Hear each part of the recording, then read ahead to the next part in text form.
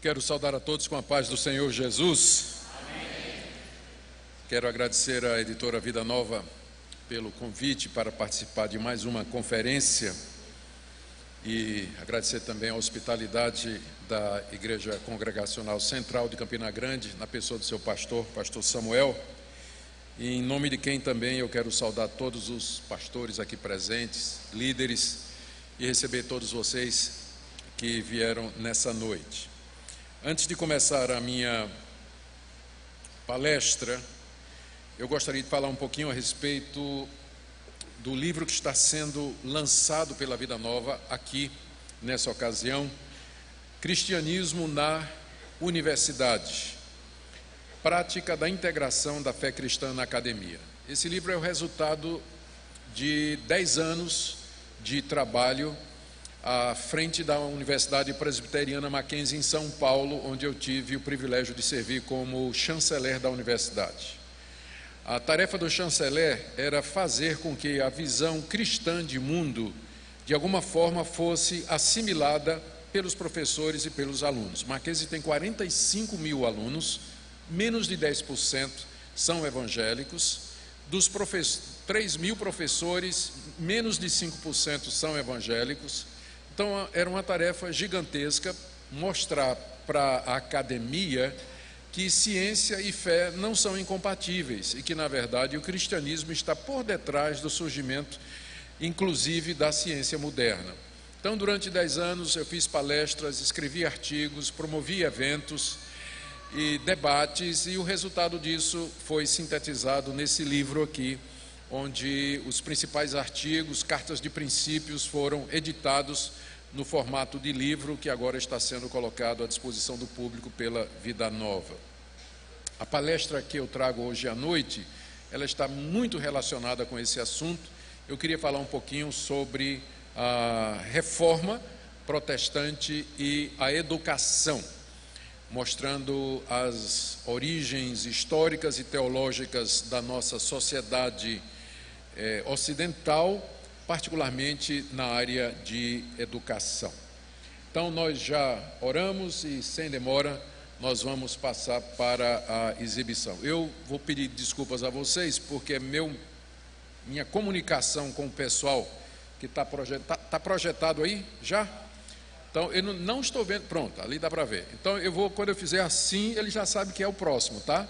Porque não tem outro recurso a não ser esse. Então, tá bom, gente? Aí vocês sabem que é o próximo. Muito bem. O tema, então, da nossa palestra é esse aí.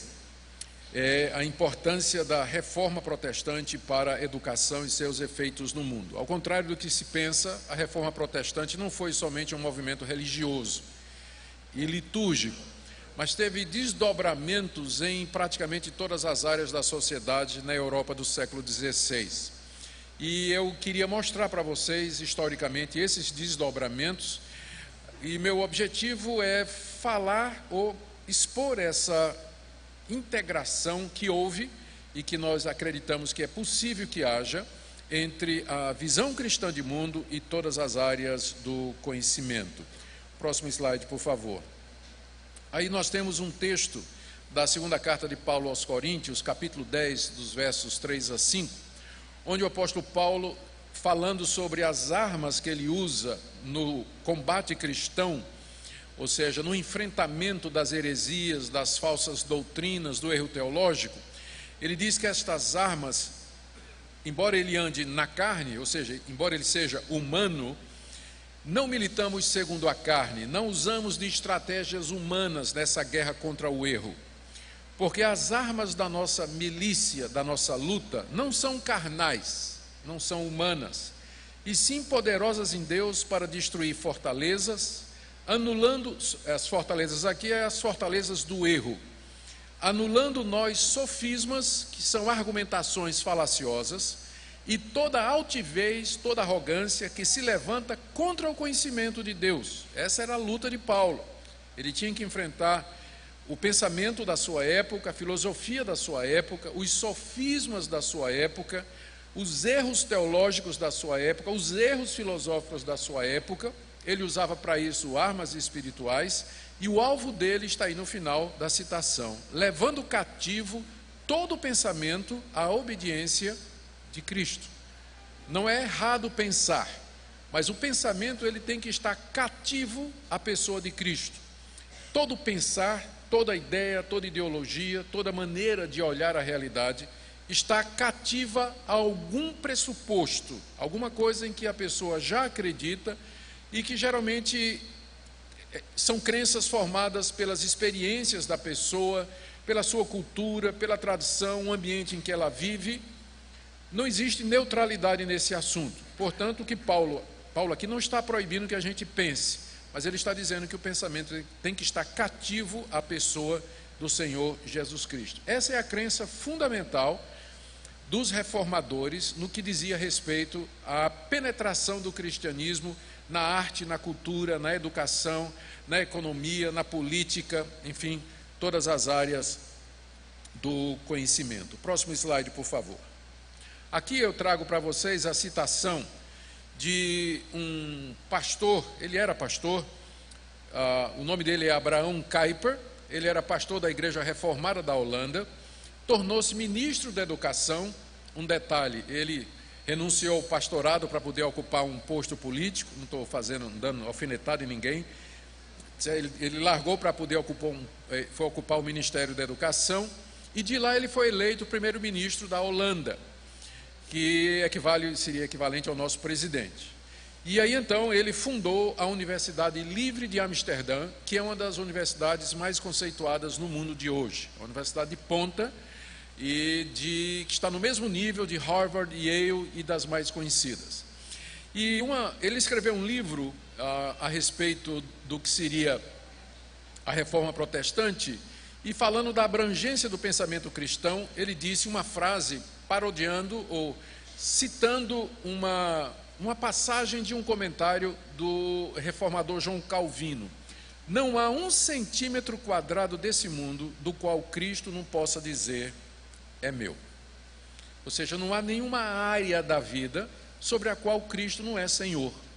Em contraste com o pensamento muito popular de que cristianismo tem a ver com domingo, ir à igreja, dar o dízimo, fazer campanha, pagar promessa, cantar no coral, ouvir sermão. Não. O cristianismo é muito mais abrangente do que isso. O cristianismo tem planos de conquistar o mundo, de mudar o mundo, de influenciar todas as áreas do mundo. E nós temos a ver não somente com as coisas do outro mundo, mas nós temos a ver com o mundo presente, a sua sociedade, a sua tecnologia, desenvolvimento da ciência, economia, estabilidade social, educação e assim por diante. É isso que eu quero mostrar hoje à noite, que talvez o tipo de cristianismo que chegou ao Brasil, de evangelicalismo, ele não foi exatamente aquele não é exatamente aquele que surgiu na Reforma Protestante com toda a sua abrangência. Fatos numerosos apontam para a presença da fé cristã por detrás do surgimento e desenvolvimento da ciência, da economia, da política e da educação modernas, como nós temos hoje. Vamos então, próximo slide, falar um pouquinho, explicar esse termo aqui que eu já usei, que seria cosmovisão cristã. Como eu disse, a princípio, a reforma, ela foi, sim, um movimento de natureza religiosa e espiritual. Começa com Martinho Lutero descobrindo que a salvação é pela graça, não pelas obras, e com seu desafio das 95 teses, chamando os doutores da Igreja Católica para um debate. Mas é um movimento que visava restabelecer as antigas doutrinas da graça. Lutero não estava criando nada novo, ele estava querendo que a igreja voltasse àquilo que a Bíblia ensinava. Porém, as implicações práticas daquilo que Lutero acreditava cedo interessaram os reformadores, que se esforçaram para desenvolver em todos os sentidos a implicação dessa doutrina simples, que o homem é justificado pela fé sem as obras da lei. O nome cosmovisão que nós usamos, ele tem um uso muito amplo hoje, é muito comum, existem estudos sobre isso, livros publicados sobre isso. Ele tem origem numa expressão alemã, Weltanschauung, que significa olhar o mundo, e que é oriunda do romantismo alemão. Na verdade, ela provém de Immanuel Kant. Esse conceito, ele aqui é muito importante. Ele afirma que todas as culturas, elas são conjuntos complexos, com uma cosmovisão própria que se expressa nas artes, literatura e nas instituições cristãs. Uma cosmovisão é aquela maneira pela qual a pessoa enxerga a realidade, interpreta os fatos e se relaciona com o resultado dessa interpretação.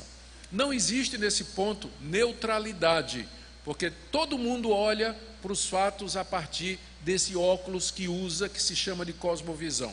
A cosmovisão vai tingir a realidade a partir daquilo que você crê, das suas experiências e assim por diante. Então, usando esse conceito, nós dizemos que uma cosmovisão cristã é a maneira de você olhar o mundo a partir da perspectiva cristã, conforme nos é revelada na Escritura Sagrada. Essa maneira de ver o mundo inclui também olhar para a educação como sendo uma parte integral da missão do homem e uma das maneiras pelas quais se pode glorificar a Deus. Próximo slide. Aqui eu quero então falar da contribuição dessa cosmovisão reformada. Aqui eu estou usando reformada como cristã, tá? Para o surgimento do mundo moderno, e vamos começar com os desenvolvimentos científicos. Pode passar o próximo slide. Desenvolvimento científico. Vocês já se perguntaram como é que começou o pensamento científico moderno? Nós damos crédito às antigas civilizações que fizeram contribuições enormes para a ciência, mas nenhuma delas pôde lançar uma base espiritual que permitisse uma revolução científica. Deixa eu explicar.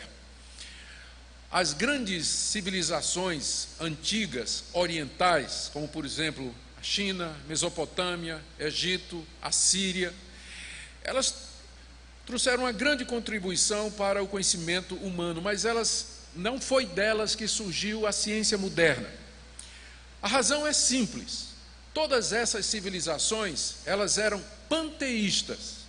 Panteísmo é o nome que se dá à ideia de que Deus é tudo e que tudo é Deus. E que o mundo é uma extensão de Deus, ou o mundo Deus é a alma do mundo. Então, numa visão dessas, em que as pessoas identificam Deus com o mundo, e para quem o mundo é sagrado, porque tudo pertence a Deus, ou Deus está presente em todo lugar, fica difícil você investigar, por exemplo, o que é o relâmpago. Porque quando vem um relâmpago, logo em seguida tem o barulho de um trovão. Não, isso é coisa dos deuses, nós não podemos penetrar no mistério dos deuses. Então, estas civilizações, embora elas avançassem na área de construção, na agricultura e tudo mais, mas elas não desenvolveram uma ciência, por assim dizer, porque envolveria tentar descobrir o mistério do funcionamento dos fenômenos, e isso significaria mexer nos segredos dos deuses. Mas então é quando surge o cristianismo com a visão de mundo completamente diferente, dizendo: Deus não é o mundo, Deus criou o mundo. O mundo existe como uma entidade criada por Deus.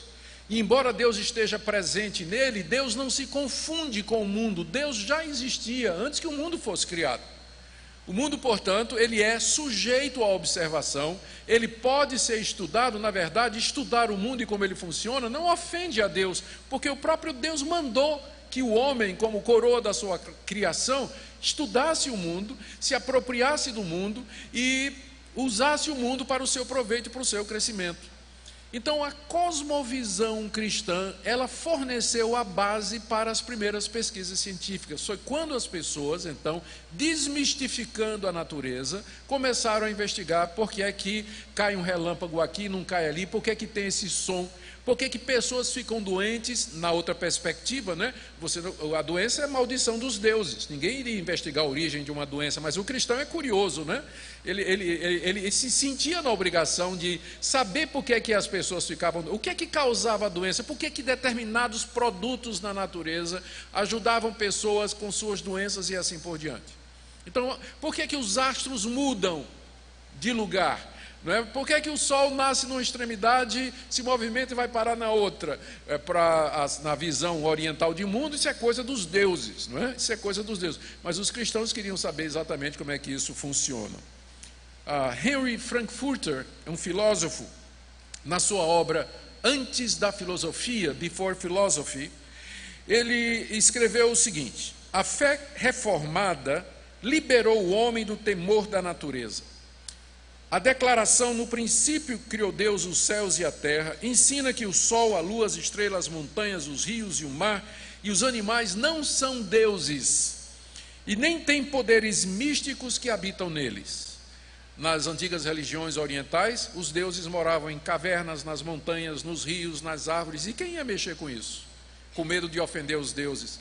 Mas o cristão sabia que só tem um Deus e que a natureza não é divina e que, portanto, ela está sujeita à pesquisa. Por isso que a moderna universidade, ela nasce na Europa do século, da Idade Média, onde o cristianismo dominou e expulsou o paganismo que antes dominava aquela cultura.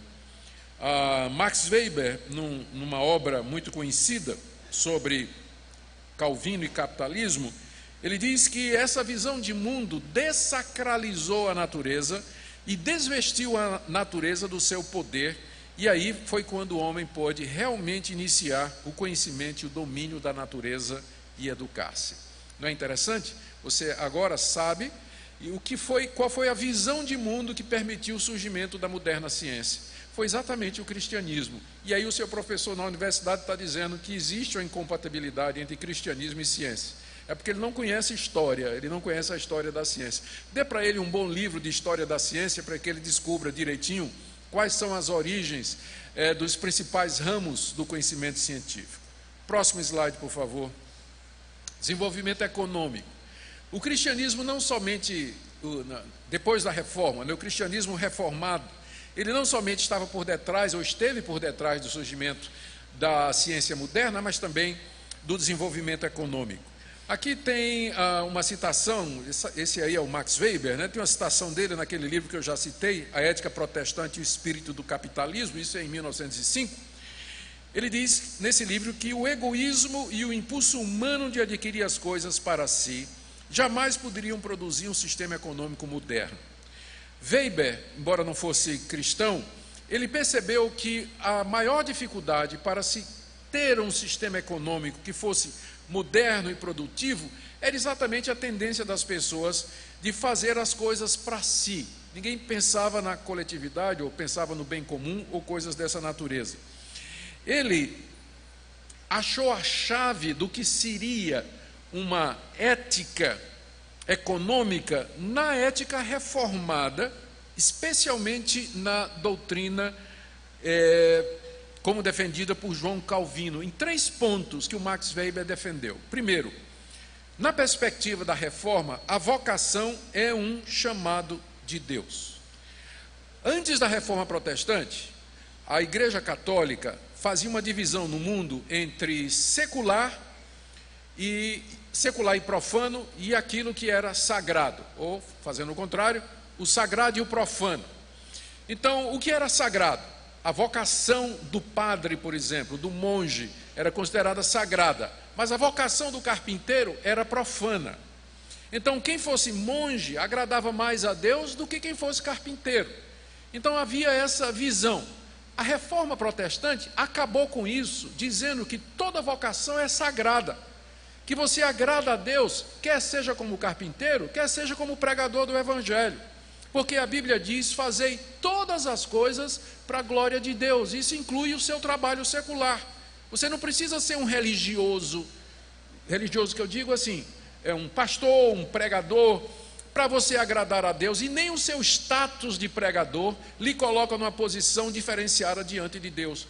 Mas motorista, falando agora em termos modernos, você pode servir a Deus como motorista de Uber, vendedor de pastel na feira, médico, dentista, comerciante, vendedor de produtos da Avon, dependendo do produto, e por aí vai.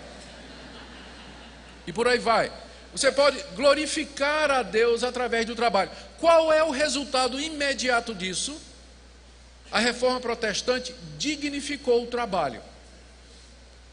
Então, as pessoas começaram a olhar o trabalho não como uma coisa inferior, mas como uma coisa digna. E a vocação delas, por exemplo, ser carpinteiro, agricultor, trabalhar criando gado e tudo mais, as pessoas faziam isso para a glória de Deus, passaram a fazer isso para a glória de Deus. E ao fazer isso para a glória de Deus, elas faziam isso mais satisfeitas, mais felizes, de maneira mais frutífera. É por isso, não é? Max Weber diz, essa visão é a visão que está por detrás de um bom sistema econômico, em que o trabalho é valorizado. Ele é visto dessa perspectiva. Em segundo lugar, o Weber destacou, então, a ideia de que o homem vive para a glória de Deus, que é exatamente a visão reformada, protestante reformada. O homem vive para a glória de Deus. E ao viver para a glória de Deus, ele quebra aquele impulso egoísta de fazer as coisas somente para si. Ele pode pensar de que maneiras Deus pode ser agradado com o seu trabalho.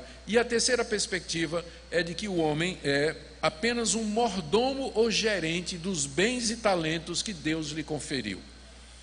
Tudo pertence a Deus, mas Deus nos entregou todas as riquezas, o mundo que Ele criou, entregou ao homem para administrar. Nada nos pertence, nada nos pertence. Portanto, nós vamos prestar contas do que nós temos recebido como gerentes. Vamos prestar conta do tempo, vamos prestar conta do corpo, prestar conta do nosso corpo, vamos prestar conta do dinheiro que Deus nos dá, dos dons e talentos e da vocação com a qual Ele nos agraciou. Então, nós somos vistos como gerentes e mordomos dos bens de Deus. Então, esses 3 pontos, segundo Max Weber, eles acabaram dando base para o surgimento das modernas economias que prevalecem nos países que estão desenvolvidos hoje. E essa tese de Weber foi em 1905, mas ela continua se provando verdadeira nos dias de hoje. Os países que prosperaram economicamente e que hoje estão no topo, todos eles tiveram na sua origem, na base, ou quase todos eles, a influência dessa visão, essa visão reformada do homem, do trabalho, do ganhar, da vocação e do viver para a glória de Deus e da mordomia cristã. Isso aí, palavra do Weber, que nem cristão, na verdade, ele se declarava. Próximo item, o desenvolvimento político. Aqui, eu vou fazer uma citação. Alguém acorda o menino aí do slide, por favor. Desenvolvimento político. Isso.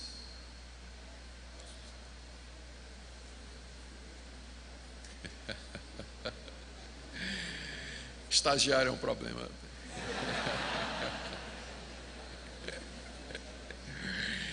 Muito bem, desenvolvimento político. Aqui eu quero fazer uma... Foi brincadeira. Aqui eu quero fazer uma citação do Harvey Cox. Harvey Cox, ele é um... Eu creio que ele é agnóstico, não é nem cristão, né?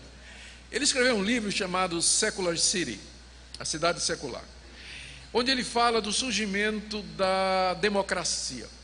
Enquanto que muitos vão procurar o surgimento da democracia no sistema grego, das cidades gregas, o Harvey Cox, ele identificou a sociedade hebraica comandada por Moisés, quando do Êxodo, como o protótipo real da democracia. E o cara não é cristão, tá? Ele diz, na verdade, as bases da democracia, elas são encontradas ali. Ele menciona a sociedade hebraica comandada por Moisés e identifica como protótipo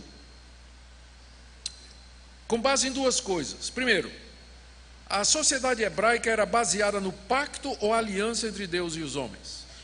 Havia uma aliança, havia um compromisso, tanto da parte de Deus como dos homens, em manter uma sociedade que consistia na nação de Israel, que tinha suas leis, seus estatutos, tinha seus limites territoriais, tinha tudo mais. Era uma sociedade regida por um pacto, por uma aliança.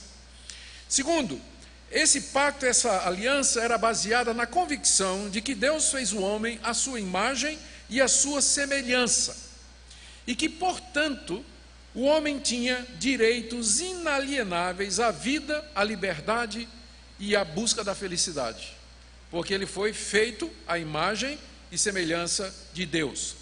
Esse conceito de que o homem foi feito à imagem e semelhança de Deus e que vivia num pacto com Deus, pavimentou o caminho para teorias do contrato social, que você encontra, por exemplo, na obra de Rousseau, Hobbes e Locke, e que se tornaram a espinha dorsal filosófica da moderna democracia. E é nas democracias que a educação se torna um direito e privilégio de todos. Deixe-me dar um exemplo de como isso é importante, de você, nessa cosmovisão, você ver o homem como sendo a imagem e semelhança de Deus. A gente vê muita gente, hoje em dia é comum a gente falar nos direitos civis ou os direitos civis fundamentais, defender os direitos humanos. Mas qual é a base para eu defender direitos humanos? Por que eu vou defender o direito de uma pessoa que ficou aleijada e não tem mais nenhuma contribuição para a sociedade? Não é melhor matar logo? Por que eu vou defender a vida de uma criança que está no feto e que a gente já sabe que ela vai nascer com defesa, aliás, com defeito, né? Não é melhor já matar? Por que a gente vai defender a vida de um cidadão que é psicopata e que já matou um monte de gente? Direitos fundamentais baseados em quê? Se a visão que predomina é da evolução, que diz basicamente a sobrevivência do mais forte e do mais apto. Então que morram os fracos, não seria a lógica disso? Então hoje vive-se uma esquizofrenia. As pessoas, os que defendem o ambiente, meio ambiente, o direito dos velhos desamparados, dos pobres, dos necessitados, fazem isso com base numa antropologia furada, que é o evolucionismo, que na verdade diz exatamente o contrário. Por que eu vou defender a arara lá na Amazônia e o mico-leão dourado? São espécies inferiores, eles não conseguiram sobreviver. Eu, o homem, sou a espécie superior, que morram todas as outras. Não é essa a lei da natureza? Vocês percebem que eles vivem uma esquizofrenia, eles querem falar, defender direitos, ecologia, defender as espécies, mas por que eu faria isso? E eu vou dizer por que eu faria isso. Porque para mim, quer seja no ventre, quer seja com 90 anos de idade, aquilo é um ser humano criado à imagem e semelhança de Deus. O que lhe dá valor, dignidade, direito, é exatamente que ele foi feito à imagem e semelhança de Deus.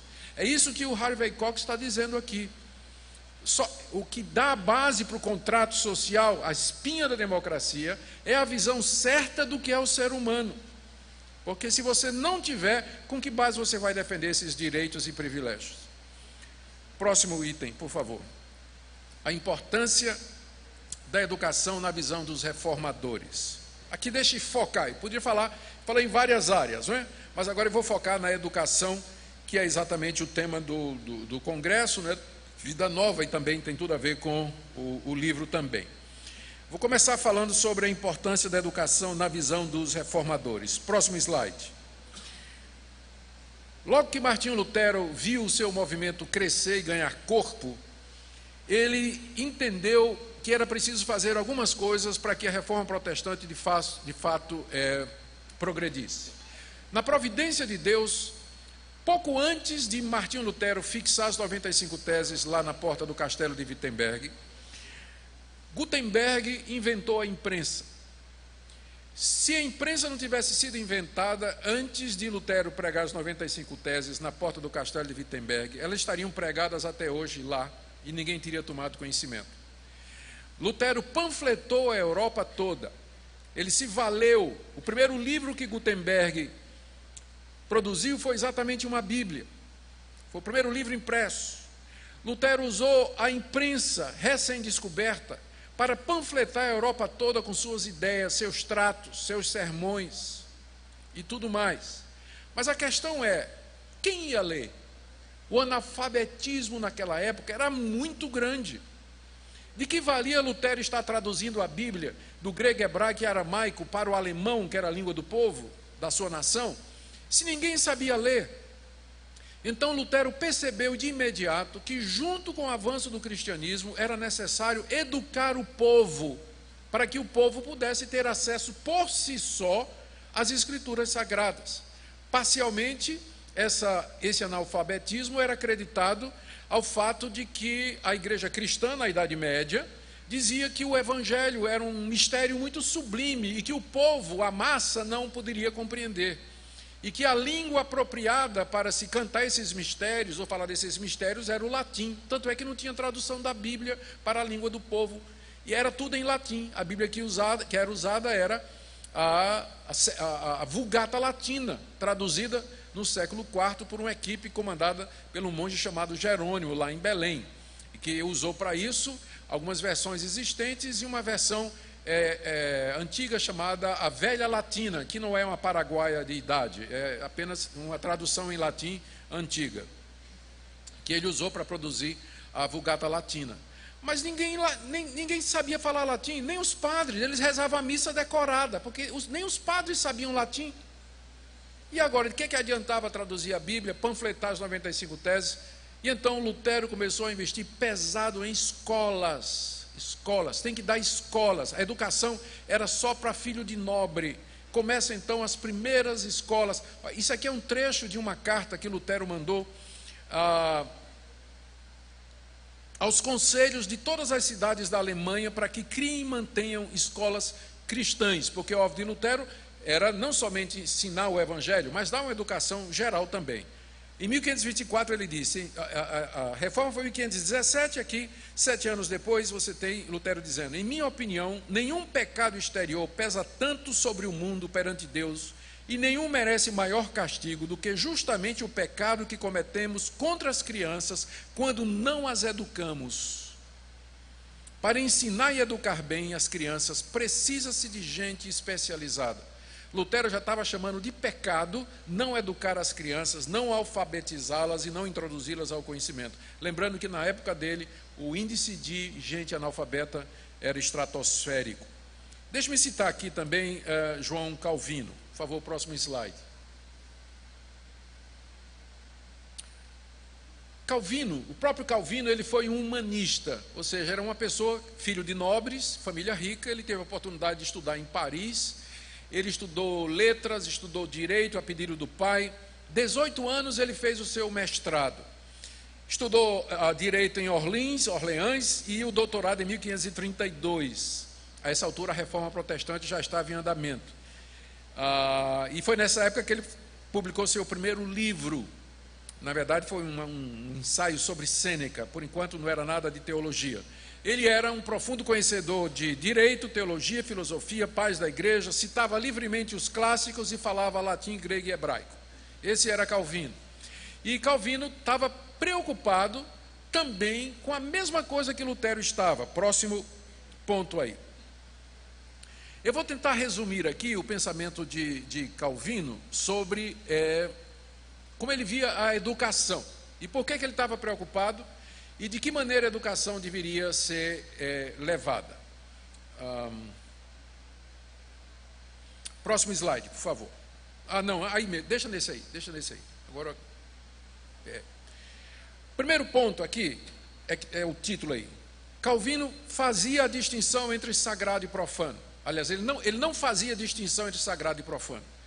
Todo conhecimento é de Deus, não importa na boca de quem esteja. Não importa na boca. Todo conhecimento verdadeiro, toda verdade é de Deus, não importa na boca de quem esteja. Se o diabo falar uma verdade, é a verdade de Deus.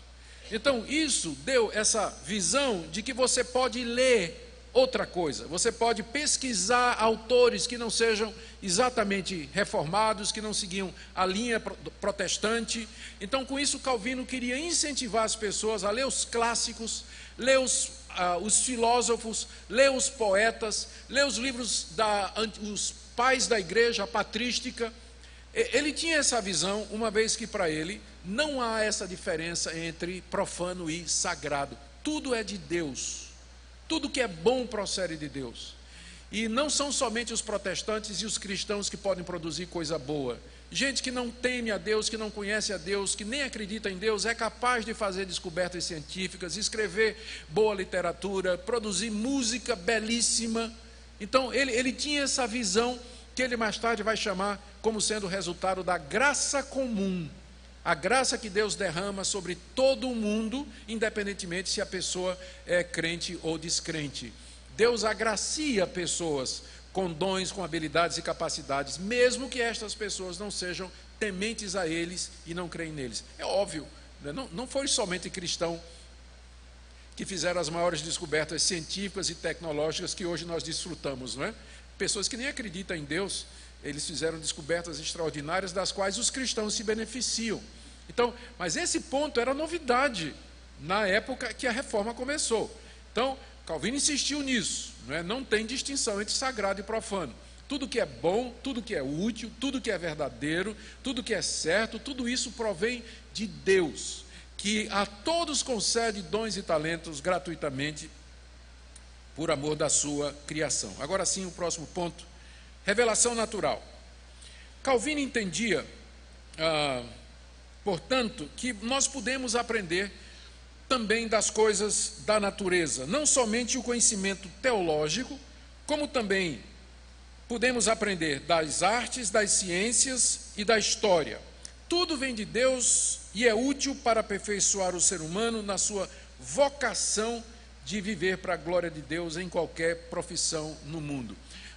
Pouco depois de Calvino, os reformados começaram a falar nos 2 livros da revelação. A Bíblia era o livro da revelação especial, onde você encontra ali o caminho pelo qual o homem é justificado diante de Deus, e somente ali você encontra isso, e o livro da revelação natural. Não pode haver contradição entre os 2 livros, não pode haver contradição entre a natureza e a Bíblia, porque Deus é o autor de ambos, Deus está por detrás de ambos. Então, essa era a perspectiva que animava Calvino a dizer aos seus discípulos da necessidade de educar-se, de estudar a natureza e de aventurar-se e aprofundar-se no conhecimento do próprio homem e da realidade que está ao seu redor. Ou seja, Deus ornou pelo Espírito Santo todos os homens indistintamente da sua fé e crença. Por isso se poderia aprender, inclusive, de autores profanos. E aí, como eu disse, ele recomenda o estudo dos clássicos, desde tratados políticos e filosóficos até retóricos. Esse ponto aqui, também é importante lembrar, ele reflete a crença de Calvino e dos reformadores, de que a natureza é uma manifestação do próprio Deus. Isso está muito claro em Romanos capítulo 1. Está dizendo lá que aquilo que se pode conhecer de Deus, Deus manifestou através das coisas criadas. O seu eterno poder e a sua divindade claramente se conhecem através daquilo que foi criado, de maneira que os homens são indesculpáveis. Ninguém pode dizer que não tem um certo conhecimento de Deus, ou dizer que não sabia que Deus existia, porque a própria natureza dá evidências e dá provas disso. Então, essa era a crença que estava por detrás do pensamento de João Calvino. O próximo item é o slide sobre senhorio de Cristo. Um outro princípio que norteava esse pensamento do reformador era que o Cristo vivo e exaltado, ele era Senhor de todo o universo. Por exemplo, os milagres que Cristo fez, como acalmar a tempestade ou transformar água em vinho, isso tudo demonstrava essa realidade de que Cristo era Senhor de toda a natureza. Portanto, essa obra da restauração que Cristo veio fazer quando encarnou e se tornou um de nós, não se limita apenas em nos dar vida nova e perdão de pecados, mas abrange a restauração de todo o universo, o que inclui a sua ordem social e econômica. Dessa forma, a atenção de Calvino, como pastor e mestre, se estendeu para além das questões individuais e espirituais, porque se Cristo era Senhor de toda a existência humana, era dever da igreja dar atenção às questões sociais e políticas que incluía a educação. E aqui, Calvino colocou em prática o que ele acreditou. Um pouco antes dele, o mentor dele lá em Genebra já havia transformado o convento de Santa Clara no primeiro hospital geral público da Europa. Foi lá em Genebra, na Genebra de Calvino, primeiro hospital público da Europa. A primeira escola primária obrigatória e gratuita para crianças foi organizada por Calvino em Genebra, de toda a Europa. Foi ele que abriu a primeira escola pública para crianças, com detalhe, meninos e meninas estudando juntos, que era separado antes, menino e menina estudando juntos. Sob a sua influência, nasce então, e era obrigatório, porque foi em Genebra, não é? E ele tinha influência no Conselho de Genebra, embora não fizesse parte do Conselho, e então todas as crianças de Genebra eram obrigadas a ir para a escola, e a escola era sustentada pelo Conselho de Genebra com os impostos dos cidadãos. Isso aconteceu exatamente porque Calvino, como Lutero, acreditava, não adianta, não tem como avançar a obra de Deus, o reino de Deus, se o povo não sabe ler. se o povo não entende o que está sendo dito, o que está sendo escrito, o que está sendo publicado. E aqui, por favor, próximo slide, eu falo um pouquinho sobre a Academia de Genebra. A Academia de Genebra foi fundada por Calvino nessa cidade, exatamente com o propósito de educar e preparar toda uma geração para servir a Deus. Em 1559, essa academia foi fundada. Ela hoje é a Universidade de Genebra. Ela foi fundada como academia e Calvino queria transformar na universidade, mas o Conselho de Genebra diz: Calvino não tem dinheiro para isso. Então ele ficou só na academia. Começava com ensino elementar de leitura, de escrita, até um curso mais adiantado que incluía retórica, música, lógica e latim. Muito parecido com o currículo de hoje, né? Muito parecido com o currículo de hoje. Então, era um currículo de alto nível. Tinha até um dito que os meninos de Genebra falavam latim melhor do que os alunos da Sorbonne em Paris, que era a Universidade de Ponta de Paris. Tal a qualidade da Academia de Genebra, fundada por João Calvino, exatamente para trazer educação, para abençoar a vida daquela geração que estava recebendo a reforma protestante. Próximo slide, pontos da cosmovisão cristã reformada relacionados com a educação. Aqui eu já estou me encaminhando para o final e eu quero fazer então uma síntese. Então, o que seria então que elementos do cristianismo funcionariam como pressupostos para uma integração entre fé cristã e academia, todas as áreas do conhecimento? Ou vamos imaginar, você é dono de uma escola e você quer que sua escola seja uma escola cristã. Então, uma escola cristã não é somente uma escola cujo dono é cristão, ou que tem um pastor que vai lá fazer capela para os alunos uma vez por semana. A gente quer que a visão cristã de mundo permeie o que é ensinado. Então, na hora de ensinar biologia, química, física, história especialmente a área de humanas, que está muito influenciada pelo marxismo cultural, então a perspectiva cristã faria toda a diferença.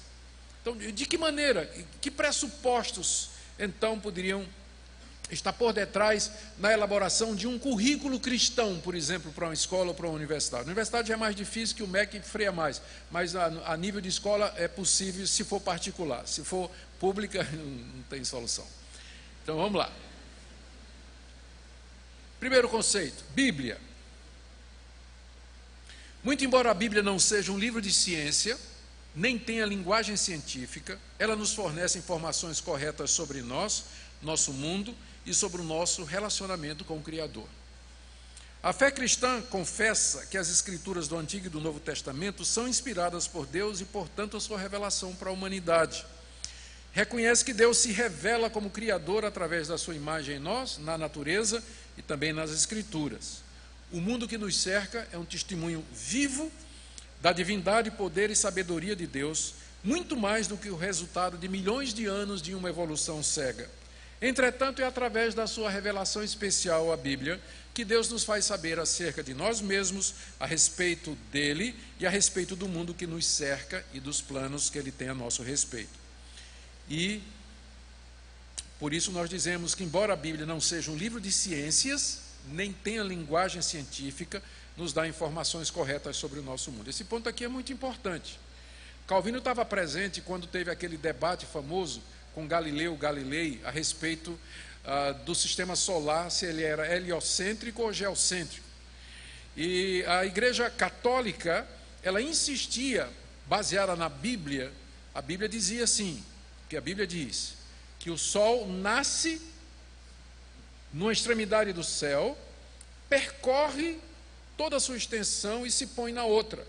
Então a Igreja Católica dizia que a Terra era fixa e que o Sol girava em torno dela, não é verdade? Inclusive até no livro de Josué, está dito que Josué orou e o Sol parou.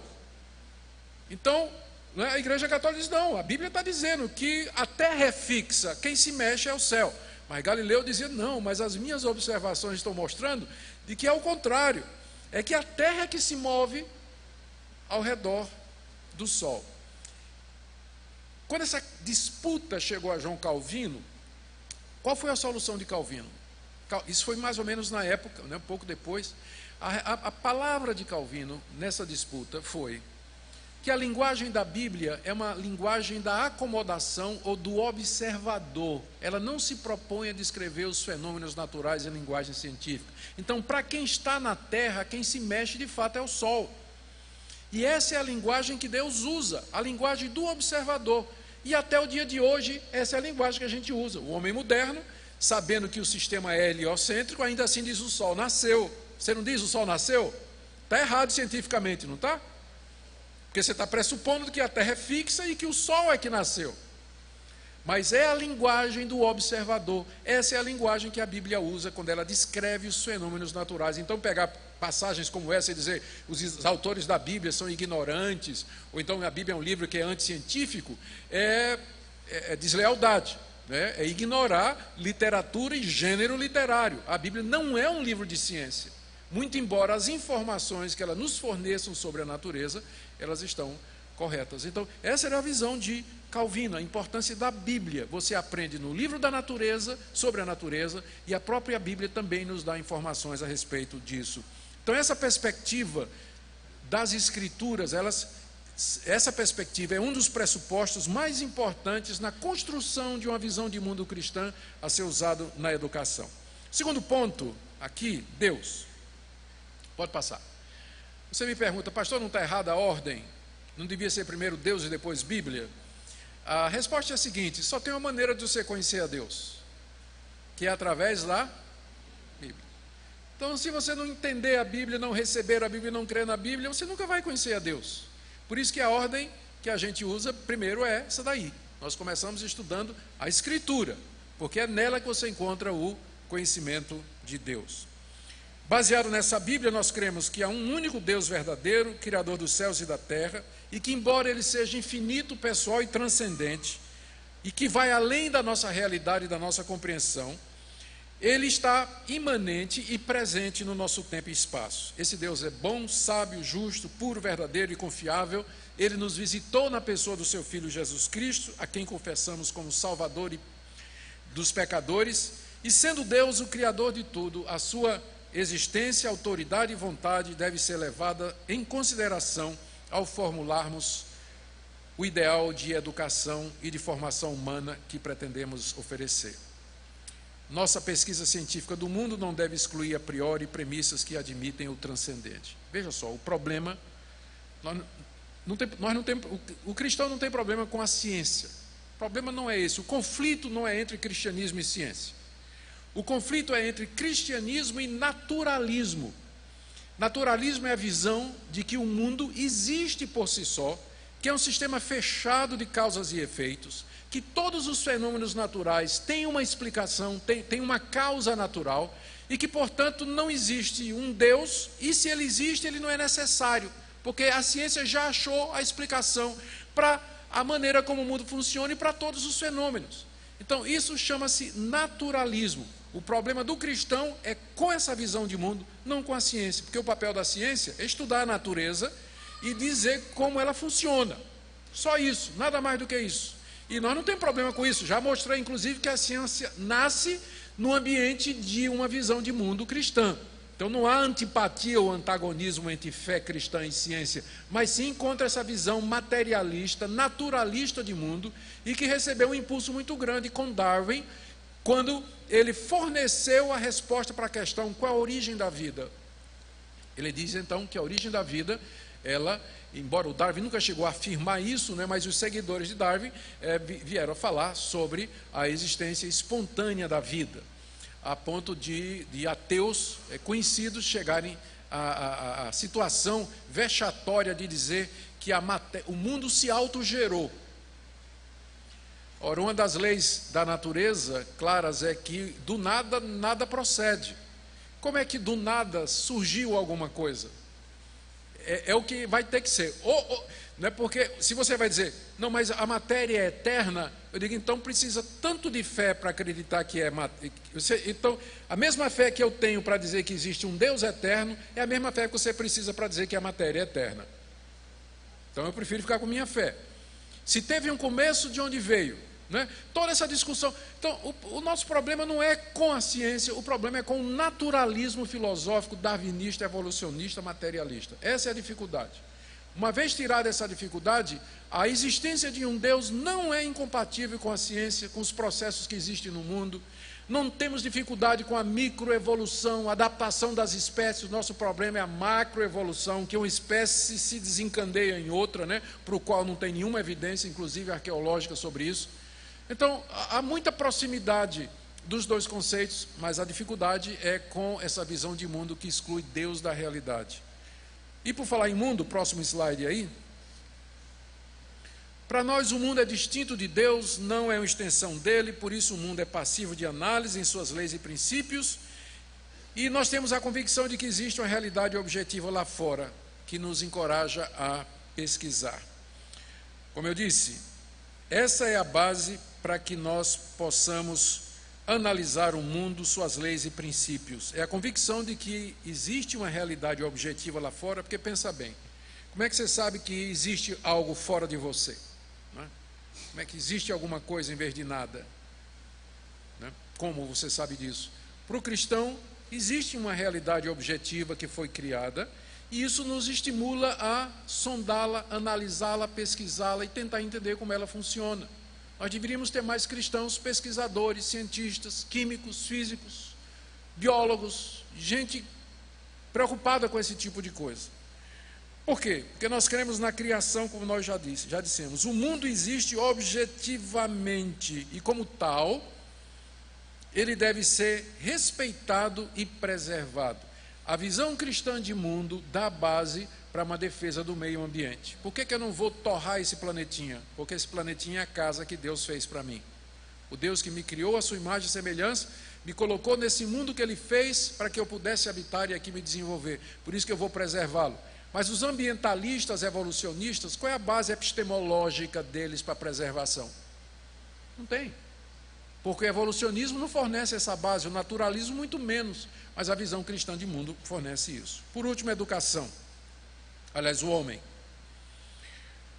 A fé cristã reformada confessa que o homem foi criado à imagem de Deus e colocado por Ele como administrador nesse planeta. Contudo, o homem caiu do seu estado original, afastou-se de Deus e trouxe sobre si mesmo e seu próximo dores, sofrimento, miséria, angústias e morte. Contudo, mesmo no seu estado decaído, o ser humano é capaz, pela graça de Deus, de aprender, pesquisar, usar os resultados de sua pesquisa para o melhoramento e progresso de sua estadia no mundo, muito embora nem sempre leve Deus em conta. A visão cristã do pecado, ela explica o que as outras ideologias não conseguem explicar. Por que que o homem é o maior predador de si mesmo? Por que que o homem destrói o meio ambiente? Por que que o homem destrói as outras espécies? Por que que o homem vive uma vida egoísta, procurando os seus próprios interesses e o seu próprio prazer? Por que tanta corrupção num país como o nosso, que a gente não consegue chegar no fundo, né? Quanto mais cava, mais a gente vai descobrindo de onde vem isso. Resquícios de uma evolução não terminada. Resquícios de uma evolução não terminada. Só tem uma resposta, e a resposta cristã é da queda do estado original, pecado que manchou o homem em todas as suas faculdades, que o incapacitou, que o aleijou em todos os seus, em todas as suas áreas, a sua consciência, a sua vontade, a sua memória, a sua autoanálise, a sua capacidade de analisar-se, de culpar-se, de fazer o bem, de escolher o certo. O homem vive nesse ambiente que é o mundo, marcado pelo pecado, sendo ele próprio o predador de si mesmo, o maior de todos. Essa é a visão cristã. E isso vai influenciar na hora da educação. Não vai, papai? Na hora que seu filho começar a dar mostras de quem ele é filho, você tem que sublinhar, não é? Você tem que sublinhar aquilo que você está ensinando e ele não quer ouvir. Por quê? Porque seu filho é pecador. Ele é inclinado para o mal. Se você deixar que a criança dentro dela, né, o mestre interior se manifeste, só vai sair pancada na escola, mentira, cola, roubar lanche e tudo mais. A gente sabe como funciona isso. Determinadas pedagogias que são baseadas numa visão romântica e não realista do que é o ser humano, Elas vão deixando as crianças à vontade, daí você vê essa confusão que está acontecendo aí.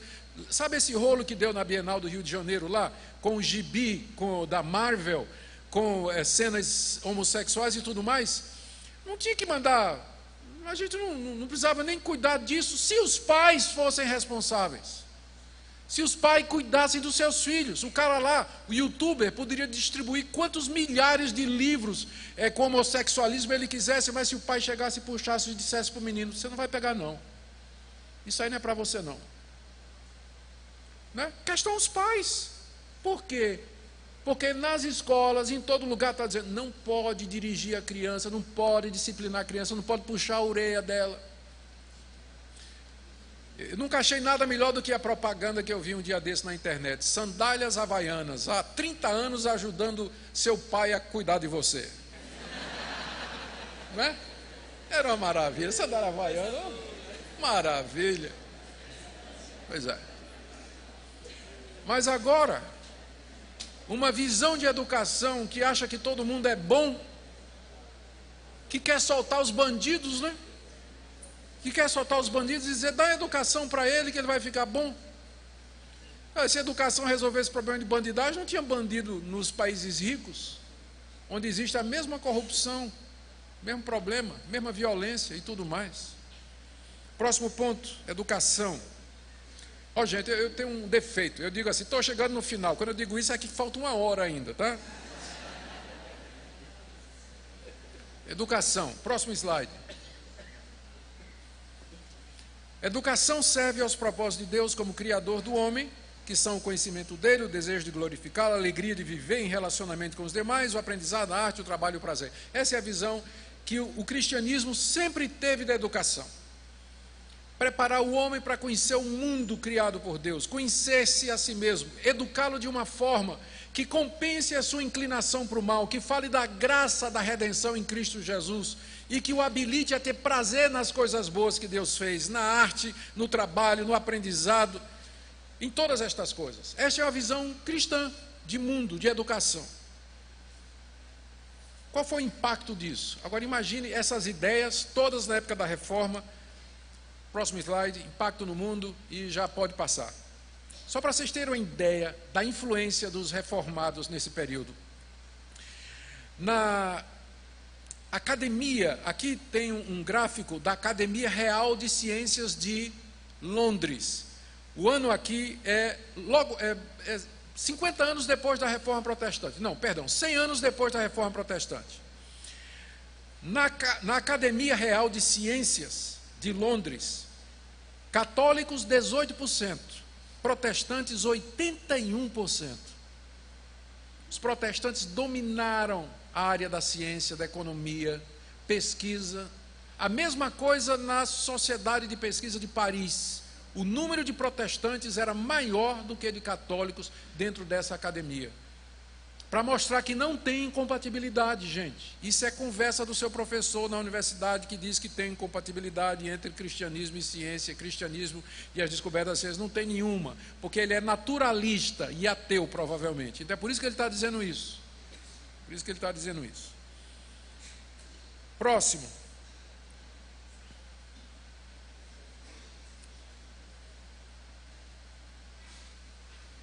Só para vocês terem uma ideia. Vocês estão ouvindo eu falando, querem nomes, tá bom.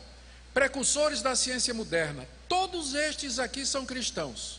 Alguns, a grande maioria reformados, quase todos protestantes. Algum católico, mas a grande maioria reformado, protestante com alguns católicos. Eles foram os pais destes ramos da ciência. Louis Pasteur, bacteriologia. Isaac Newton, cálculo e dinâmica. Johannes Kepler, mecânica celestial. Robert Boyle, química e dinâmica dos gases. Georges Cuvier, anatomia comparativa. Charles Babbage, ciência da computação. Lord Rayleigh, análise dimensional. John Ambrose Fleming, eletrônica. Lord Kelvin, energética, inclusive o nome dele serve como medida da unidade, nome da unidade. George Stokes, mecânica dos fluidos. William Herschel, astronomia galáctica. Gregor Mendel, genética. Inclusive um pouco antes, né, ele teve um pouco antes do Darwin. Blaise Pascal, famosíssimo hidrostática, William Ramsay, química isotópica, John Ray, história natural, James Clerk Maxwell, eletrodinâmica, Michael Faraday, eletromagnetismo e teoria de campo.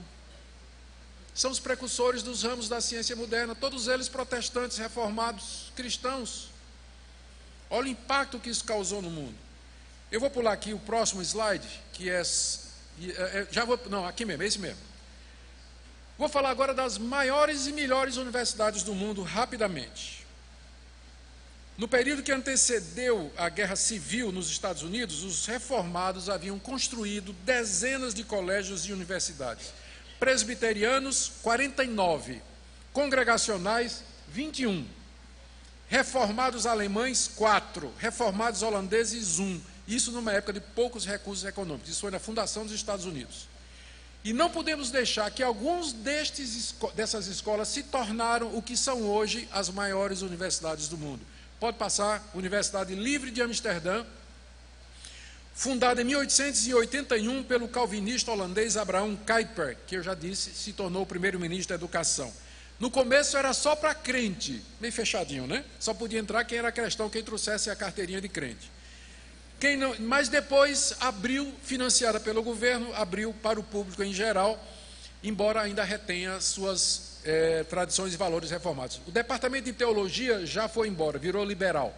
Mas o departamento de filosofia, lá da Universidade Livre de Amsterdã, tive o privilégio de visitá-la lá, no tempo que eu trabalhava no Mackenzie, segue a linha do Abraham Kuyper, a linha reformada. É talvez um dos maiores centros de filosofia reformada do país hoje. Próximo slide.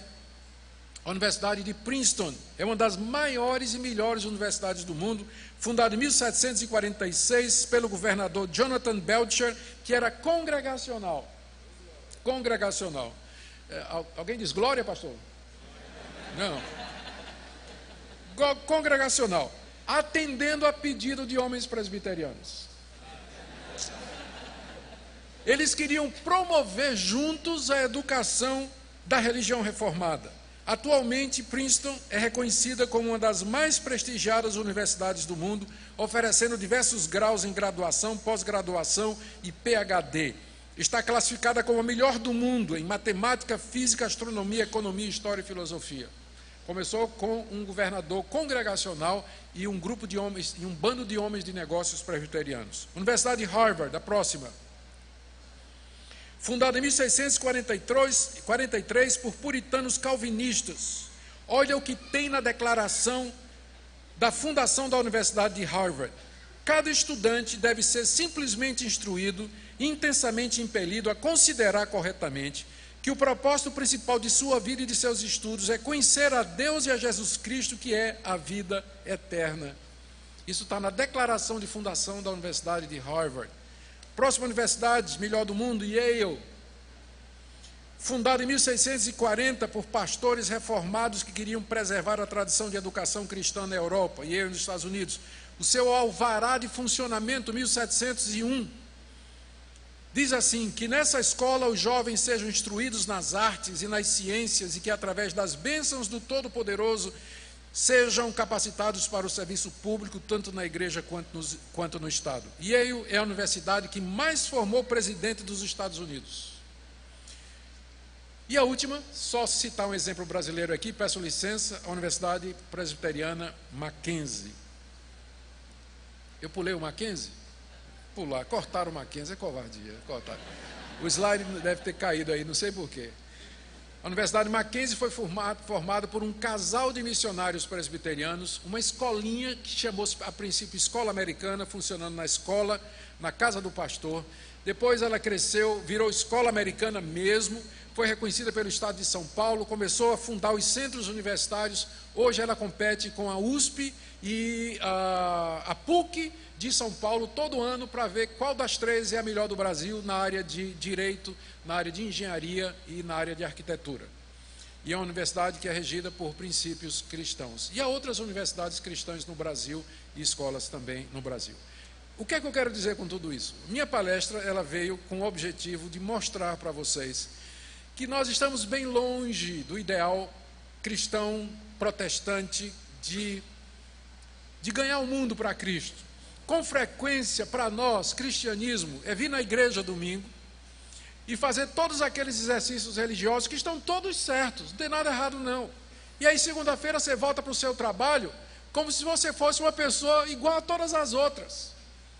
Você vai viver como uma pessoa igual a todas as outras. O cristianismo tem uma visão mais abrangente, o seu negócio, o seu trabalho, seu casamento, seus projetos, seus sonhos, seu estudo, o que você faz na universidade, tudo isso tem que estar debaixo do controle de Cristo. Eu apenas dei o exemplo de como isso funcionou historicamente na área da educação, mas nós poderíamos estender isso em muitas outras áreas. O meu apelo para você nessa noite é que você pense nisso, que não há 1 centímetro da sua vida sobre o qual Jesus Cristo não possa dizer: isso também é meu, isso também pertence a meu. Amém? Vamos orar. Deus querido, obrigado por esse tempo juntos. Nós pedimos que o Senhor abra os olhos da igreja brasileira para o grande desafio que nós temos diante de nós, de prepararmos essa nova geração, que às vezes não sabe nem interpretar texto, não sabe nem interpretar texto na internet, não sabe ler, que nunca leu um livro num ano. Ó Deus, tenha misericórdia e nos faz lembrar a glória do cristianismo, como mudou a Europa, mudou os Estados Unidos e poderia mudar também o nosso país. Pedimos que o Senhor tenha misericórdia de nós e nos dê um grande avivamento espiritual centrado na Tua Palavra. É o que nós pedimos em nome de Jesus. Amém. Deus abençoe os irmãos. Obrigado pela paciência.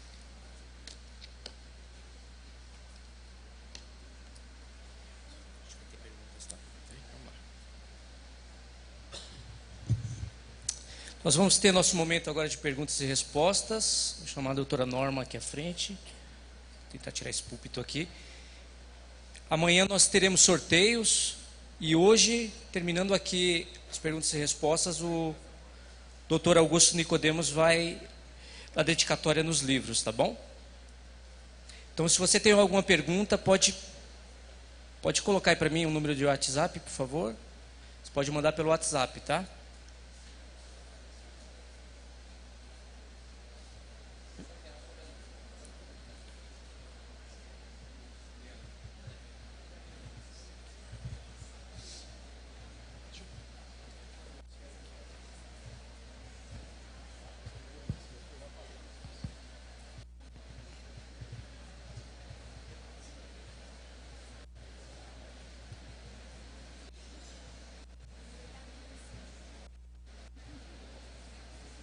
Pensando em trazer ela para Recife para um evento em 2022.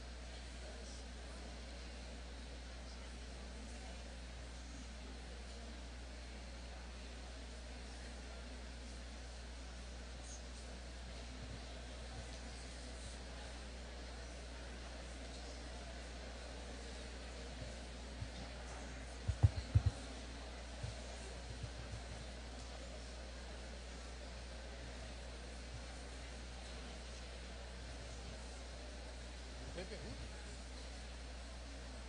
Não chegou nada? Nenhuma? Está entendendo tudo, ninguém quer perguntar nada.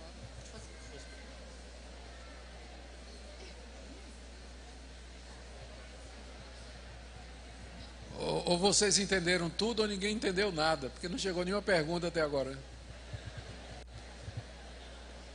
Eu vou fazer uma pergunta então, Augusto. Meu medo era esse.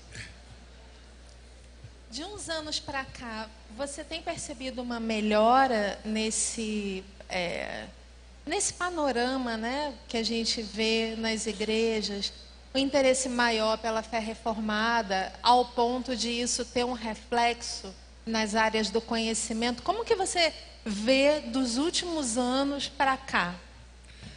De fato, eu percebo um interesse das pessoas, dos evangélicos em geral, por alguma coisa mais substancial, mais sólida.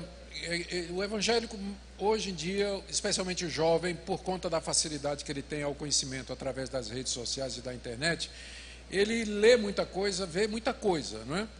E ele não tem nem sempre o discernimento do que é certo e do que é errado. Eu sempre gosto de mencionar que uma vez eu recebi um Twitter de uma mulher dizendo assim: meus 2 pregadores prediletos é Edir Macedo e Augusto Nicodemos. Né? Então, a senhora, fiquei muito elogiado, mas ela não tinha o menor discernimento, não é?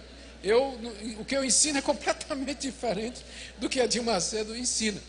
Então, tem muita gente já querendo saber qual é a diferença, quais são os fundamentos da fé cristã, querem um retorno à Bíblia. Então, isso a gente vê, mas eu acho que é cedo para dizer que isso já tem feito alguma mudança no panorama educacional, político do Brasil. Infelizmente, ainda não. A igreja está muito fechada dentro das suas paredes, cuidando do seu próprio crescimento, mas pouco impacto nessas outras áreas. Infelizmente, nós não estamos lá muito bem representados nas áreas de poder. O fato de Bolsonaro ter subido ao poder mudou alguma coisa nisso aí? Rapaz, essa pergunta é complicada, viu? Temos que esperar. Temos que dar tempo, está muito cedo. Esperar para ver. Tem muitas decisões aí que ele tem que tomar pela frente, que vão mostrar para que rumo vai, não é? A gente sempre ora, como orávamos pela presidente Dilma, oramos pelo Temer, oramos pelo Lula. A Bíblia manda a gente orar pelas autoridades constituídas e a gente ora. Pede que Deus use a quem está no poder para promover o bem da nação, punir os malfeitores e dar oportunidade a todos, né? Quem quer que seja. Por enquanto, acho que é cedo para dizer alguma coisa sobre Bolsonaro. Ainda é uma incógnita na minha avaliação. Gente, por favor, alguém pergunte alguma coisa, porque as perguntas da Norma são violentas. Só eu vou perguntar, a gente vai ficar conversando aqui. Até agora não chegou nada. Reverendo, na consciência cristã, na última, né, eu quase que apanho de uma docente da universidade aqui do Rio Grande do Norte, quando eu afirmei que a universidade hoje se tornou um ambiente muito hostil, né, para os cristãos, né, e muitos professores têm tido uma postura muito mais de doutrinadores do que de transmissores de conhecimento. Como é que o senhor vê essa situação, essa realidade do mundo acadêmico, especial das universidades brasileiras? Isso de fato é verdade, né? Houve todo um aparelhamento ideológico nos últimos anos das universidades, em que os professores e os alunos, eles foram ensinados essa visão de mundo que eu acabei de descrever. Como eu disse, educação não é uma coisa que se faz de maneira neutra. Existem pressupostos, existem ideologias por trás do processo educacional. E a ideologia que vem predominando é exatamente o pensamento marxista, a visão utilizando-se do método de Gramsci, né, o método gramscista, que consiste em tomar particularmente essa área, e junto com essa visão naturalista de mundo. Então é difícil o cristão viver a sua fé plenamente nesse tipo de ambiente, mas é um grande desafio.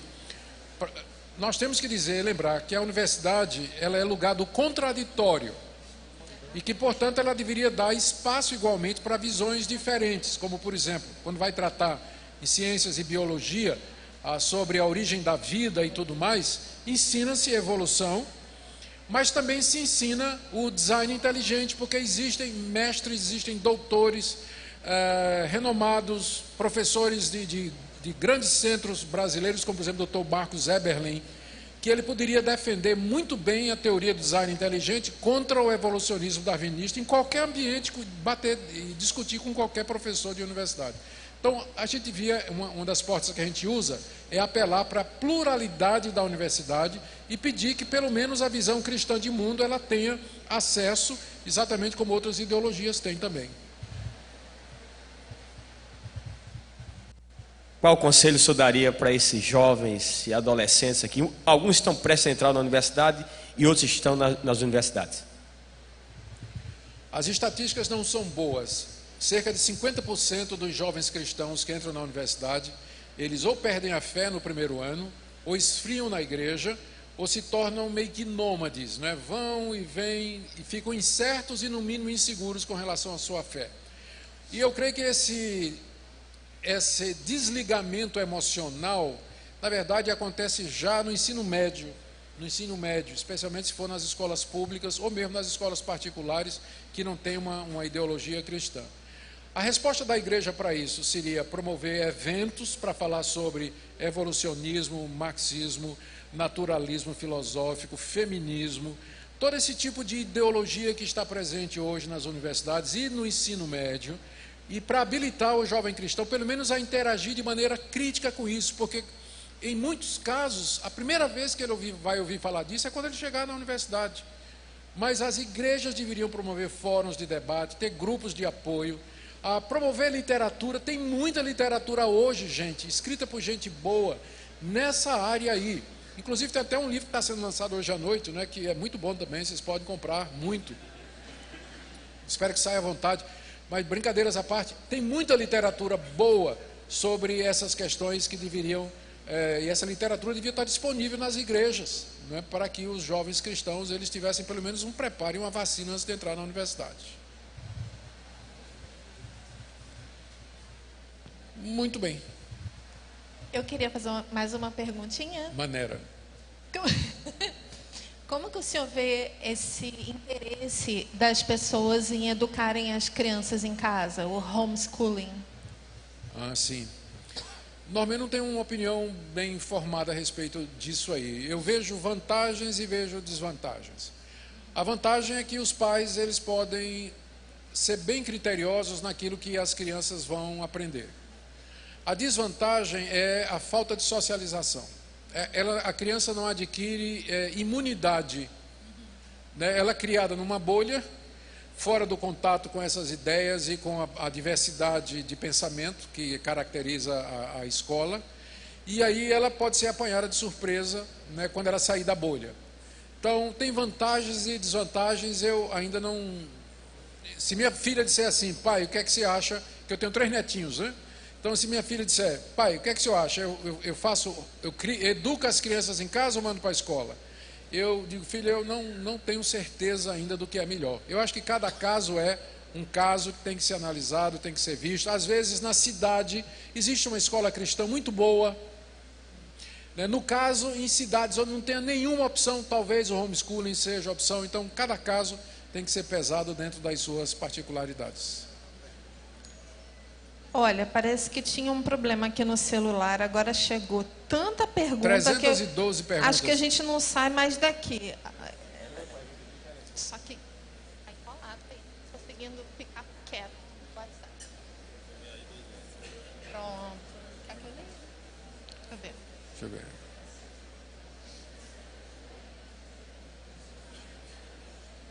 Eu não tenho nem ideia do que é isso.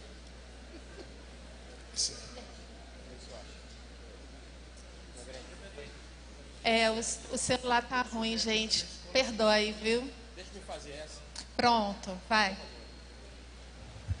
Aqui é do irmão nosso aqui de Campina Grande, o Bruno Cunha Lima, que deve estar aí. Ele pergunta o seguinte: como despertar a vocação e instruir os cristãos a voltarem a ocupar espaços que foram abandonados, sobretudo ao longo dos últimos 2 séculos, por influência do dualismo que separa sagrado e profano? Boa ideia. É pregar o que a Bíblia fala, de que toda vocação, todo trabalho, ele dignifica o homem e glorifica a Deus. E acabar com esse dualismo entre o sagrado e o profano. A gente vê como isso predomina hoje ainda. De vez em quando chega um jovem para mim, ele é super dedicado na igreja, ardoroso, fervoroso.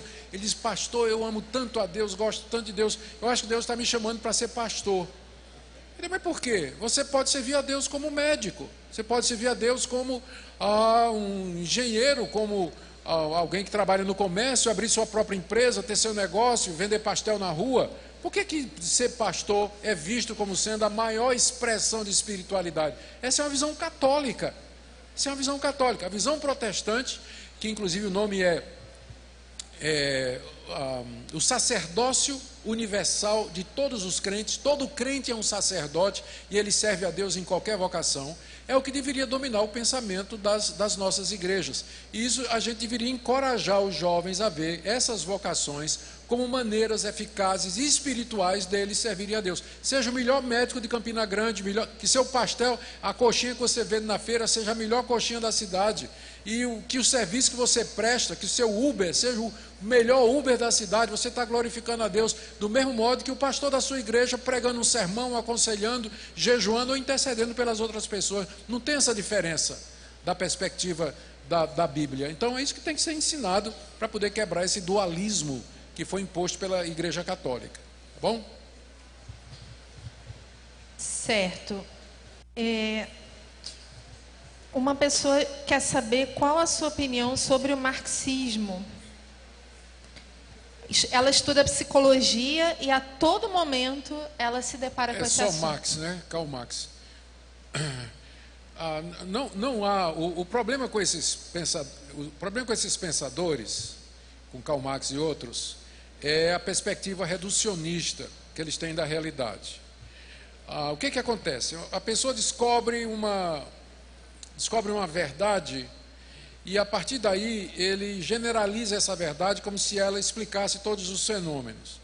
Então, a questão da busca de uma vida melhor, a tentativa de libertação de poderes opressores econômicos, a dominação e o uso da religião para se manter o status quo da parte de poderosos, a necessidade sim de se fazer uma revolução, às vezes silenciosa, que seria uma vertente mais branda do marxismo, ou às vezes mais violenta, para que então se adquira igualdade e tudo mais. Isso são realidades, elas podem ser percebidas. Mas a história, o mundo, a sociedade humana requer explicações que vão além simplesmente dessa perspectiva sociocultural econômica. Então o problema de Marx é que é uma visão reducionista, como Hegel também foi na sua tentativa de explicar a história através da dialética e assim por diante. Então o meu problema é esse. Estou dizendo que está tudo errado em Marx? Não está tudo errado em Marx. Tem muita coisa errada também. Meu problema é quando Marx é absolutizado, como se ele, somente ele, que é o caso da universidade, é citado e visto como a chave hermenêutica da realidade. É isso aí. O senhor acredita que estamos vivendo um avivamento em nosso país? Esse despertamento da igreja brasileira para o estudo seria um indício desse avivamento? Nós temos que definir avivamento para poder responder isso aqui. Todo verdadeiro avivamento, ele inclui um retorno às verdades centrais da Bíblia, a morte de Cristo, a sua ressurreição, justificação pela fé, arrependimento e mudança de vida, um zelo espiritual profundo que se desemboca em evangelização. Eu estou vendo isso acontecer no Brasil? Acho que não. O que a gente vê é o crescimento de determinados segmentos evangélicos que enfatizam teologia da prosperidade, louvorzão, movimento gospel e uma série de outras coisas que não produzem. Nós somos 1/3 da população brasileira. Qual é a diferença que isso está fazendo no nosso país? Então, na minha opinião, avivamento ainda não, mas eu oro por ele todo dia. Tivemos uma lei sancionada em Campina Grande que sugere a leitura bíblica nas escolas. Isso pode causar mais interpretações ou só teremos benefícios? Eu teria que conhecer o teor dessa lei, não é? Não dá para falar assim. Historicamente, quando começou a reforma protestante em Genebra e convidaram Calvino, se valendo da influência que ele tinha no Conselho de Genebra, passou uma série de leis em Genebra. Por exemplo, no domingo era proibido em domingo você abrir o seu negócio. Não se podia jogar carta no domingo. No domingo você tinha que ir à igreja, se não fosse a polícia pegava você. Só que a metade da população de Genebra não era convertida. A pessoa não convertida, ela não se sujeita à lei de Deus. Ela não se sujeita. Então, conversão por decreto, historicamente, não funciona. Não funciona. Se a lei é uma lei que permite, tudo bem, fica a critério lá do diretor, dos professores e tudo mais. O que a gente também não pode ter é uma lei que proíba, né? Então, se é uma lei que permite, tudo bem, mas não se pode tornar obrigatório, especialmente se o Estado é laico, não é? Se o Estado é laico, não se pode tornar obrigatório esse tipo de coisa. Eu não creio na conversão do Brasil ao cristianismo através de decreto ou de leis que obriguem o brasileiro não convertido a viver como cristão. Gente, isso não faz sentido. Por isso que a tarefa primeira da igreja é converter o coração do povo, pregar o evangelho. Essa que é a tarefa da igreja. Converta esse povo, converta esses políticos aí, e aí você vai ver a mudança. Converta o homem de negócio, converta os empresários da Odebrecht, de todas as outras empreiteiras que estão por detrás da corrupção, e aí você vai ver a mudança no país. Mas tentar mudar sem conversão, historicamente já provou que não funciona. Olha Israel no deserto, 40 anos debaixo da lei de Moisés, nenhum deles entrou na terra prometida, só Josué e Caleb. Bom, vamos encerrar, né? Muito obrigada pela participação de vocês. Realmente a gente poderia ficar aqui até amanhecer. Obrigado, Norma. Obrigado.